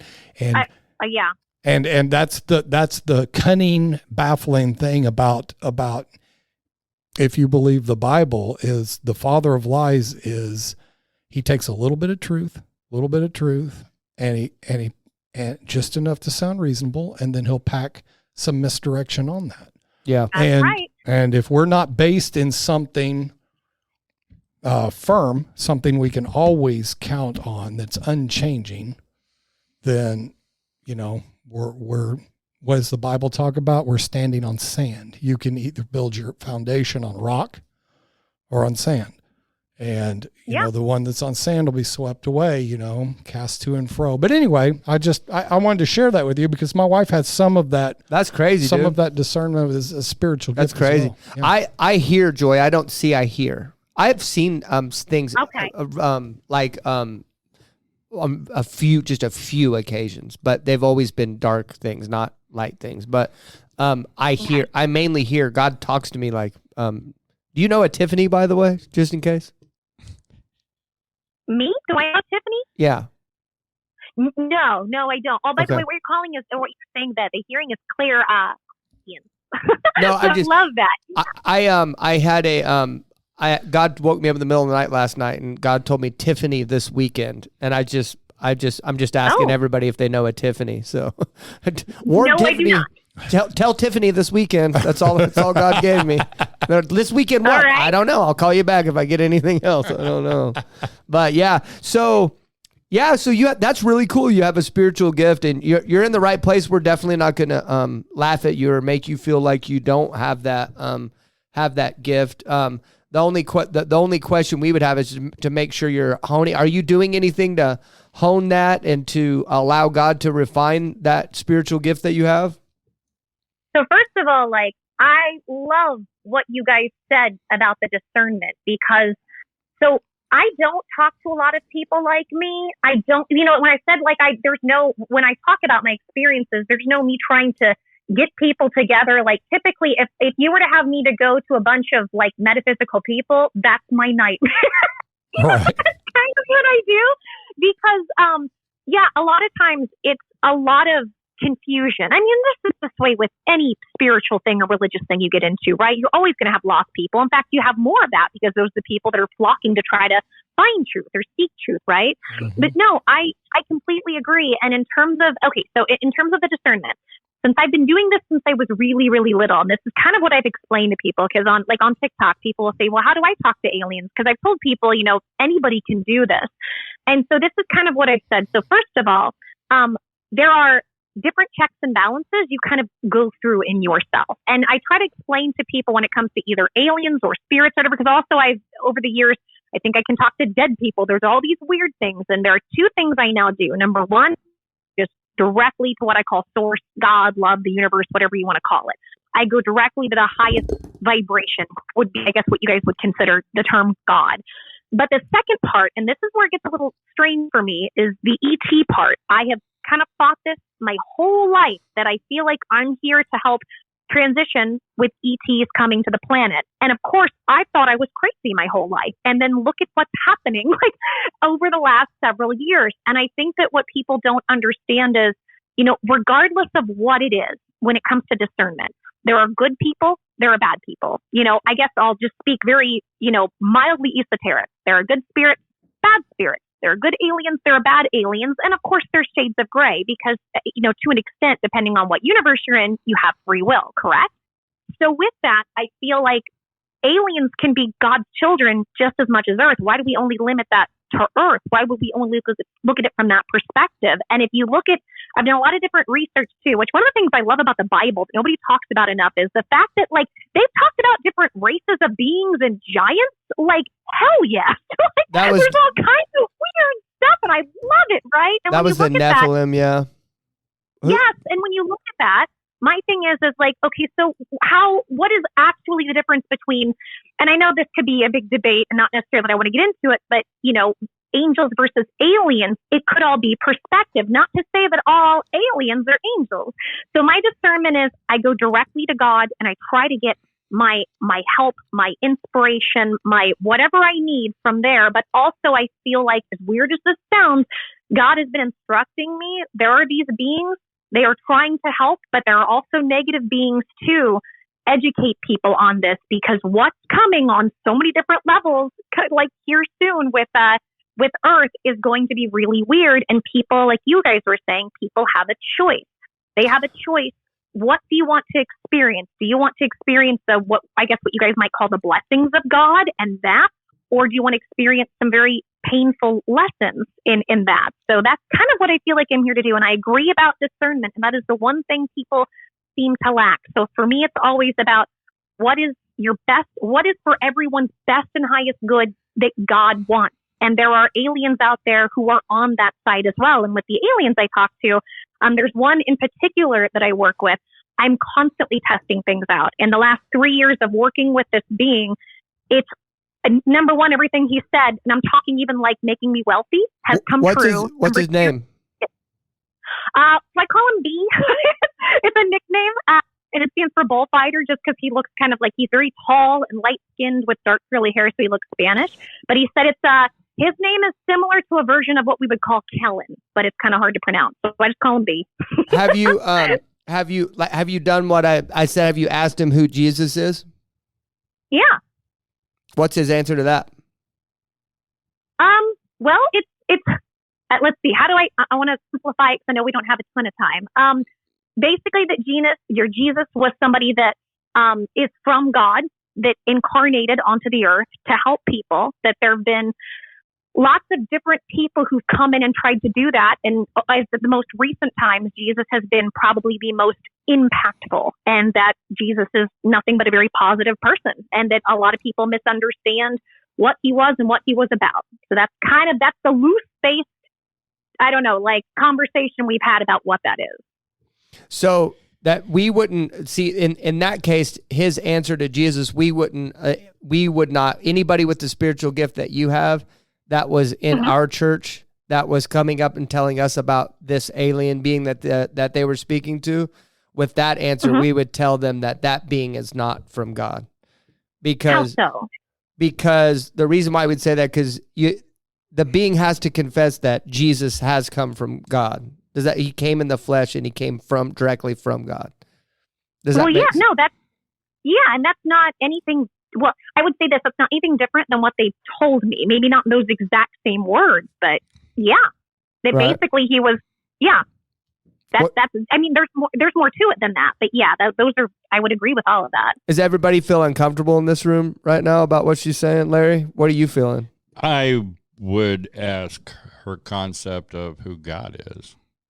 She's kind of described it. She thinks it's, she doesn't believe that Jesus is the only way to heaven. Well, she doesn't believe the same thing down. as us. I got that written down, and then I heard what she just said. I didn't get the names of what her little friend is, or being. She said her being is. So here's my question. I'm going to say this statement before Larry goes into what he says, that Sure. a concern, I don't know if it's concern of anybody in this room or in this church, but a concern of Christians is that if aliens really are real, then they're demonic. Because why would God need to send aliens to Earth to assist him whenever aliens really aren't in the Bible? It's not one of the prophecies or anything else like that.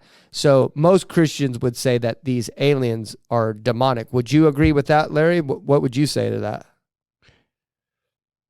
I believe a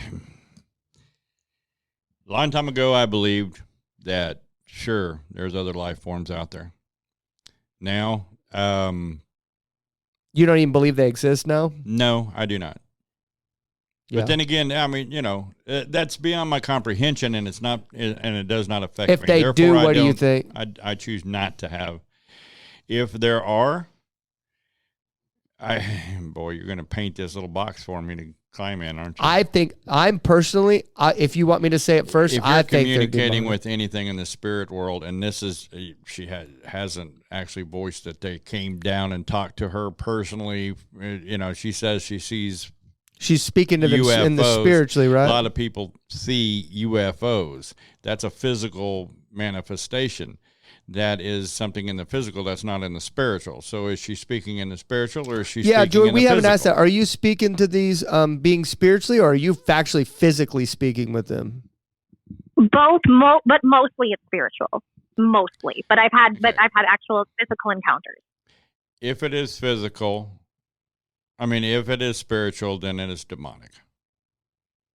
You think they're demonic if it's spiritual? Yes. Why do you think that? Because we only have the spiritual and the physical. Now, she said that she has had physical contact with things.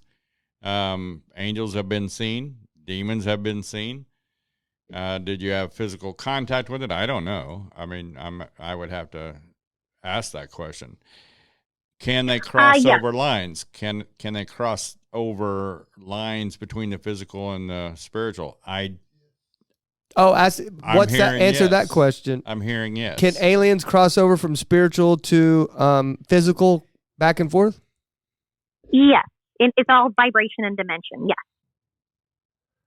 That's where it's kind of just blowing my mind a little bit. She's going on the concept of different dimensions, and they are able to go in between the dimensions back and forth. Yeah. Correct. Why do aliens want? What do aliens want to do here? What's their purpose? So that's going to depend on which ones. So this is where I will agree with you guys in that there are some that are horrible, and I have dealt with them as well. So in fact, I've had these are videos I did a while ago, so you probably wouldn't see them. I've actually had videos on if you think you have, if you've dealt with that.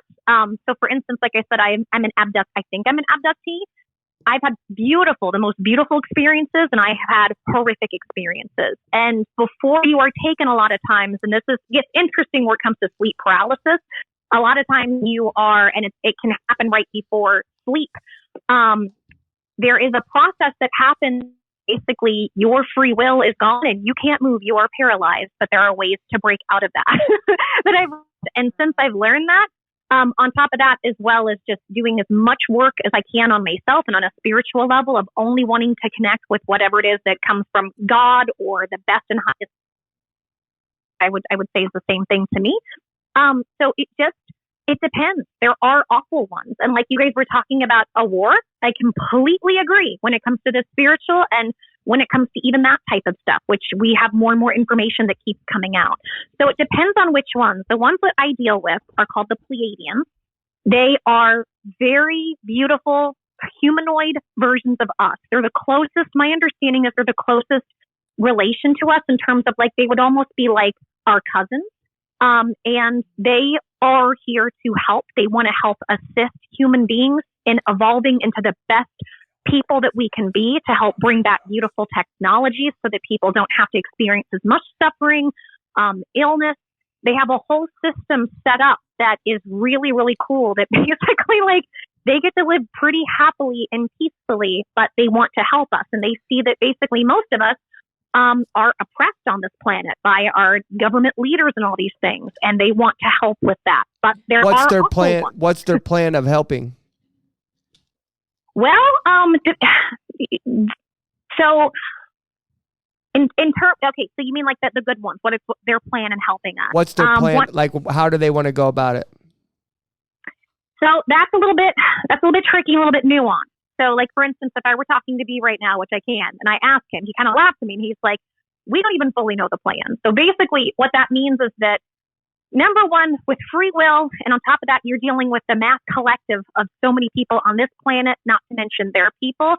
They have to do everything very, very carefully. One of the big plans is they want to help get the leaders or the people that are in charge that are very negative out of those places. They want to help with a lot of the evil things like child trafficking, that sort of stuff. So those are some things where they come down, try to help. And I think that there are, like you guys talked about, there are wars going on that we don't know about, like, or that we see things and then we're told, oh, this isn't the case, this is something else. So on top of that, they want to bring back suppressed technology. Actually going through chronic illness the way I have, I don't believe people should be sick like they are here. And when you think about Jesus is walking around healing people. They want to bring back. Who are they going to put in office? Who are they going to put in the positions? Themselves? Oh, yeah, no, that's a lot of nuanced political stuff that I would have no idea about. I wouldn't know. I think for them, they don't necessarily, here's how I understand it, especially from the way they run their societies. They have these loose-based governing bodies, but they don't really have leaders. Everything really comes more from, they really actually, not like we have, I feel like all of our elections are rigged, like in general, right? But like, everything comes from a real honest, like, group collective of what do the people want and what best for everybody and trying to come from that place. And they have a loose-based system of governing bodies to help with that. So they're not looking to come take over or invade. They more kind of like, hey, we want to come hang out and reconnect with you guys and help you guys because you've been screwed over. And to help you guys helps us. Sounds and like that's kind of how they look at it. Sounds like Star Trek. I was thinking the Borg. I was thinking the Borg Well, myself. that was the dark side of the collective, right? Yeah.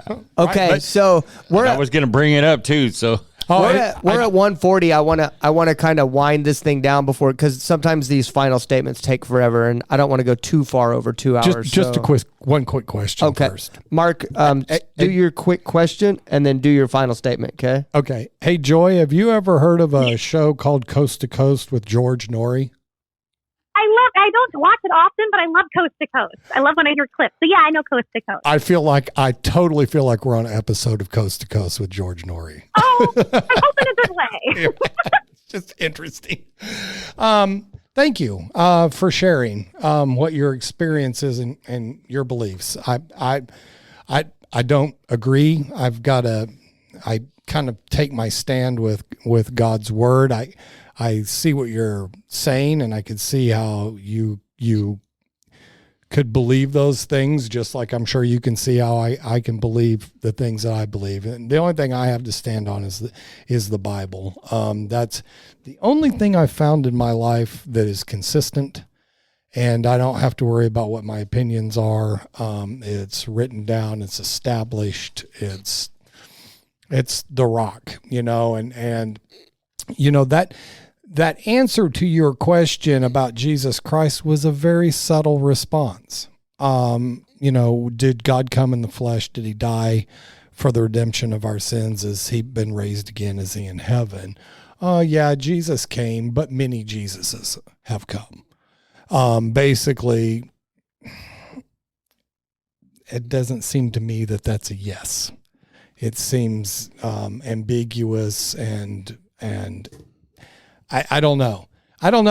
But it's really been a pleasure talking to you, and thank you for coming on. I guess that's about all I have to say about that. Larry, Angela, I do have a question this time.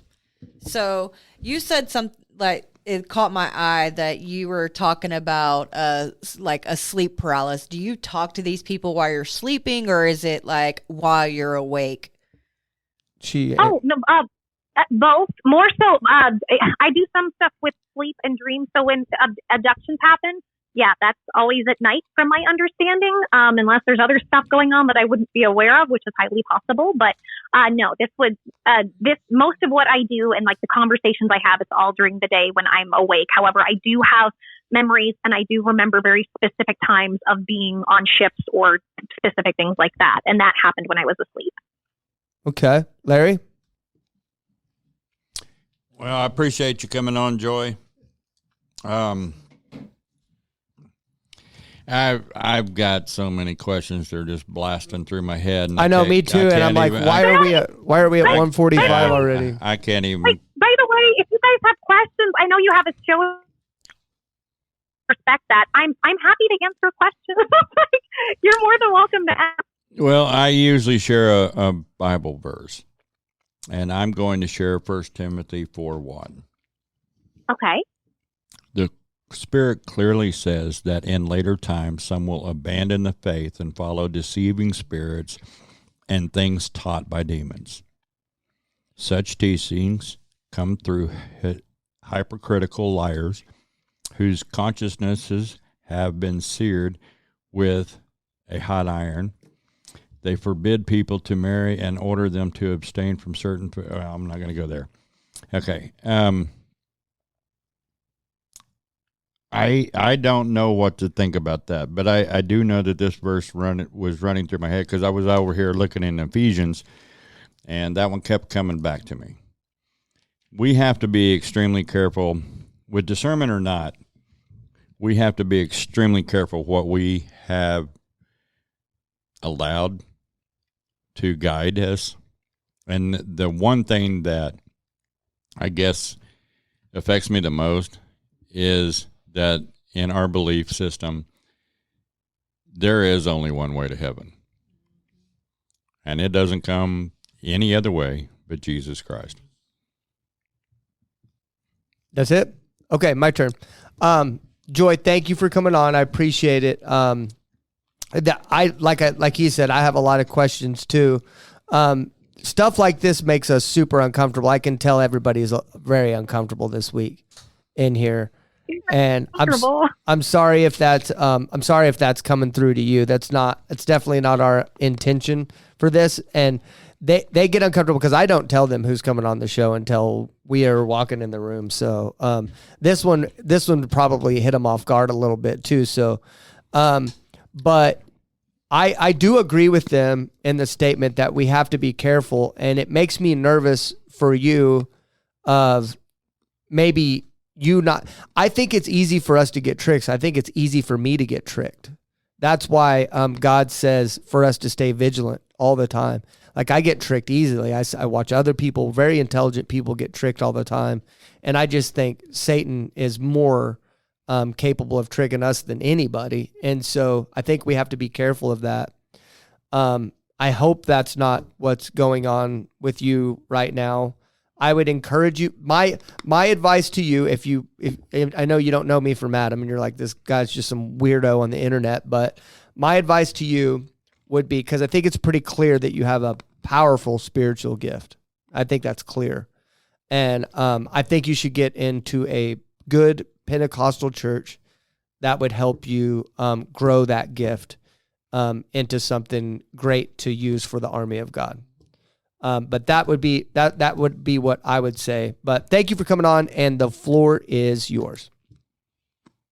Okay, so I'll try to make it brief because I know y'all want to get your show ended. So first of all, thank you for having me. And I do want to say, and I know this wasn't what you guys were saying, but just to kind of put you at ease, I apologize if anybody is uncomfortable. I hope you guys can hear that it's not at all my intention to make anybody uncomfortable. And I want you guys to know if you are uncomfortable, which I do pick up on, I'm going to take it as though it's concern out of love for me as a human being. So just so you guys are aware, like that's how I'm going to take that. So even if it is uncomfortable, I do appreciate the concern, because I think at the end of the day, I don't think you guys are here. Like I've seen the show, you're not here to judge me, right? No, like, exactly. I think you guys on the base level, I think what we all share is that we want to be a service to humanity through God and through help in whatever way we're led to do that. And here's what I would love for you guys to just, because you guys think about, which I appreciate, like regardless of whether or not I agree or have the same beliefs, I don't think I'm right. My goal is not to be right. My goal is to learn in general with everything I do. So I'll try to come into everything I can with an open mind. And this is what I would like to say regarding the ET stuff, because a lot of the concerns you've had, there's a reason it took me up until 37 years old to talk about some stuff, because I wasn't sure. But I really felt the calling from God that this is my purpose. Purpose is to help educate people on the different beings outside of our earth. And that I would say this, just as God will call us to be our best and highest selves and help everybody the best and highest way that God directs us to, there are also other beings outside of earth that God can do that with as well. But I don't think we should limit God's love or God's blessings just to human beings. That's what I would say for that. And I appreciate you guys listening and taking the time to take it in. Fair enough. Yeah, and mine really, I just wanted to say this because I didn't want you to think that, even on top of that statement where you said that we love you, and that's why we say that out of concern. But I just really think it would be cool to see where God takes this spiritual gift of yours. I think spiritual gifts are one of the most interesting things about God. I think that's really cool. And that's the coolest part about our job here in this podcast, is that we get to talk to so many people that have cool gifts like this. And I would like to see you in a community of people where you talk about this stuff that people wouldn't think you were weird. We don't think you're weird. We hear, you could go back and listen to 37 episodes. We've heard some pretty crazy stuff, so I would just like to see you in a group of people that doesn't think you're weird, and that you could say this stuff and people wouldn't bat an eye at you. That's what I want to see. So, but you yeah. and me both. I haven't gotten there yet. There you go. Okay. Well, thank you for coming on so much, and I appreciate it. And I'll talk to you soon on TikTok as well. I'll be talking to you on there. No worries. You guys have a good day. Thanks. Okay. It was nice to meet everybody. You too. Bye-bye. Oh man. Okay. Silence in the room, huh? Oh, I just want to say this as kindly and lovingly as possible. Did I sound really that bad? Well, No, okay, no, I don't think anybody was rude. I think we were almost there. I think we were toting on that line.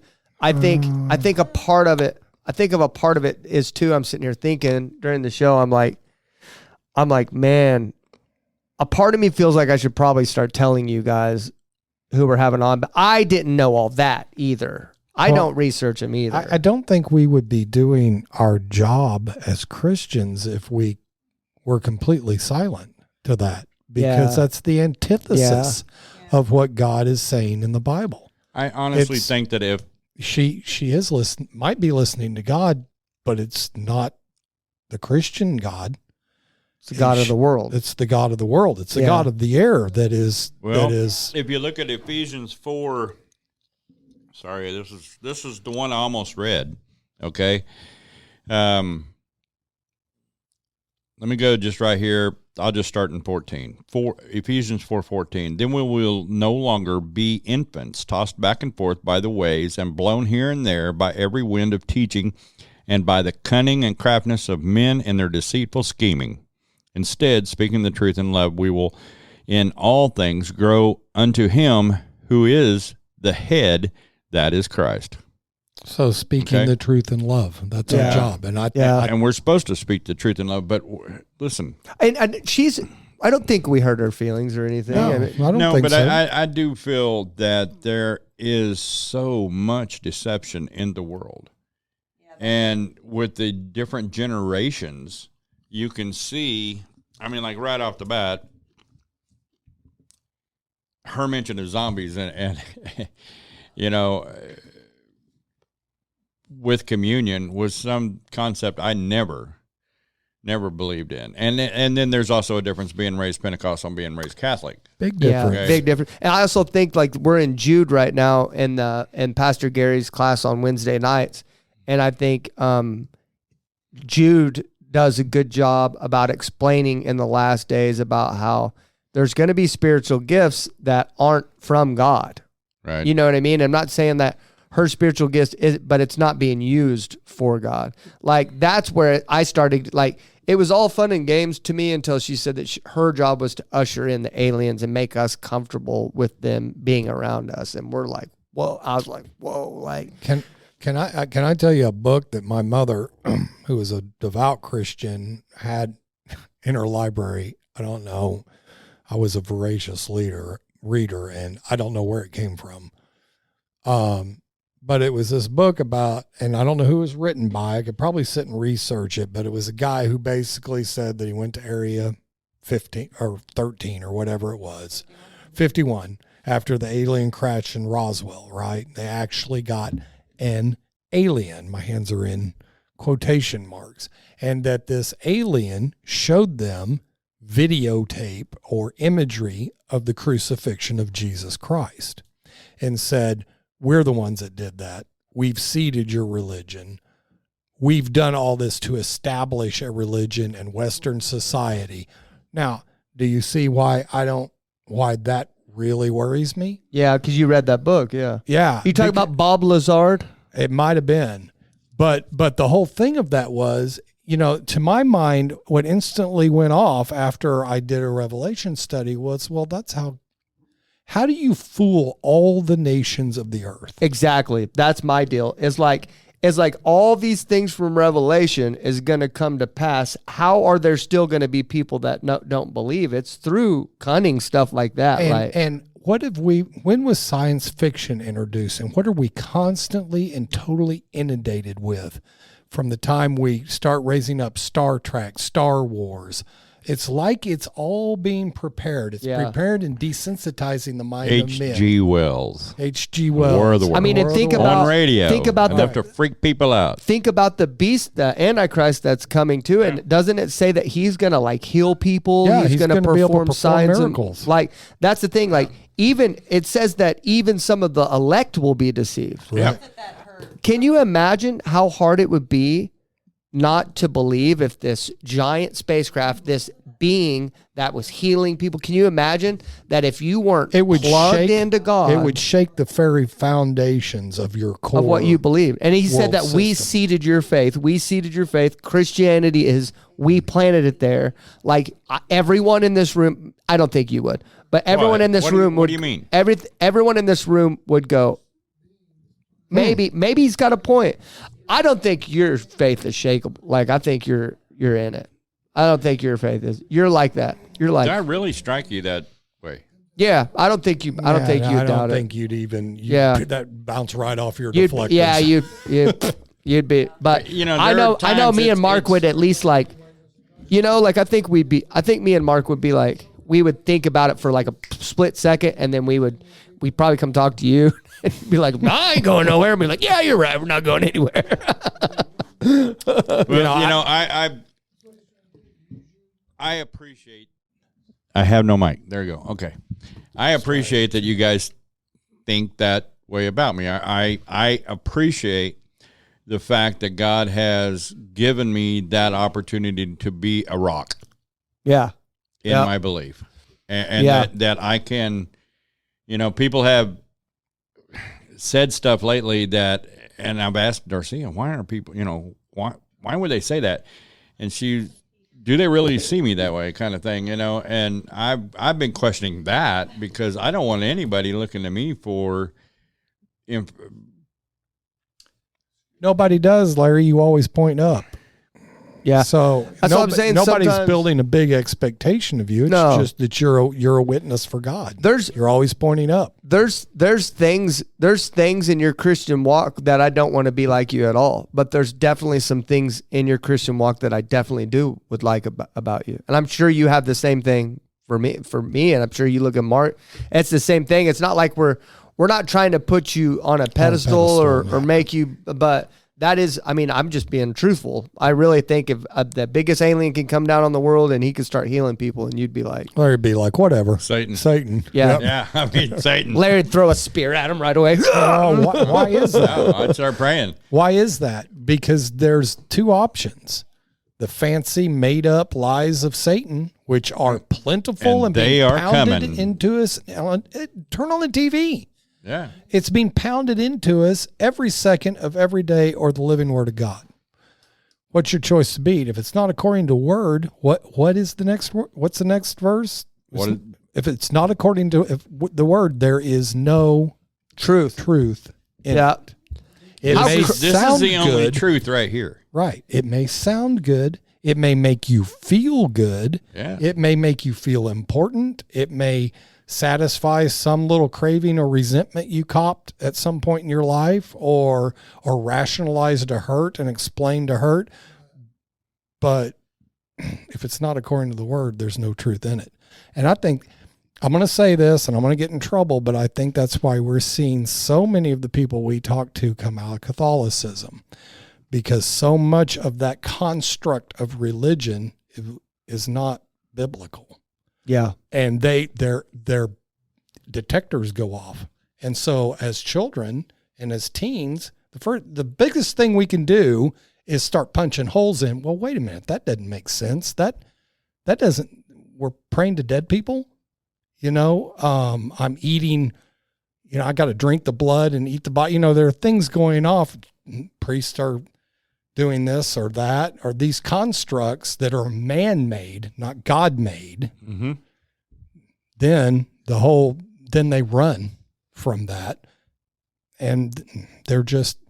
And they have these spiritual gifts. Of course. Their spiritual gifts don't go anywhere. It's just being honed by her research on the internet. It's being honed by her research on the internet. And she's a child of God. She's in search of God. I believe her when she says that she's talking to these things. And I believe her when she says that she's being used as a resource to usher these things in. And I mean, Joy, I'm sorry we're talking about this right now. I think you need to take some consideration on what these things could possibly be. So, Yeah. I mean, So- to people who don't believe in any of this, it would be hard for them to have clear vision on Impossible. what's Almost coming at us. impossible. I like what you said. know. We'll end on this. I like what you said that That's why that you have the authority of that, is because we don't have to ask questions. We don't have to play games. We don't have to go anywhere else. We just go straight to that, and we can find all the answers, and that all we need right in that, with prayer and supplication and with what's in that, man. That's our authority. And this says that there are going to be people that have healed in the name of Christ, who has raised the dead in the name of Christ. Isn't it crazy? And yet not know Christ. Isn't it crazy that Pastor Gary's preaching on Jude right now and is giving all the like answers to like the future of these gifts and stuff, that we're able to have an answer for it right now? It's pretty cool. But we've got a long ways before, like, Pastor Gary could have an answer for everything that these people say right now. And we've got a long ways to go before we can get there. It's because the Bible has an answer for every question. He just knows the Bible, yeah. I was reading the story of, a lot longer than we have. Yeah. I was reading the story of Gideon recently, and I just realized, I was like, how God's the same God. He talks to us the same way as he always has. He shows us visions the same way he always has. But I truthfully believe that there's more visions and wonders going on right now, because he's pouring out his Spirit in his last days. And that's really cool. I'm glad to be a part of it. So I wish you'd help me a little bit to figure out what my gift is, because and help me hone it, because I really want to know what Tiffany needs to do this weekend. So God will reveal that when it's time. Okay, let's get out of here. Love you guys. Thanks for coming in today. Larry, say your thing. Jesus loves you, and so do I. Thank you for watching and listening. We are out. Thank you for watching or listening all the way to the end. To be a guest on the show or to get a hold of us, please contact us at info@helpmyunbelief.org. And more importantly, make sure to check out new episodes every Tuesday morning at 9 a.m. Central.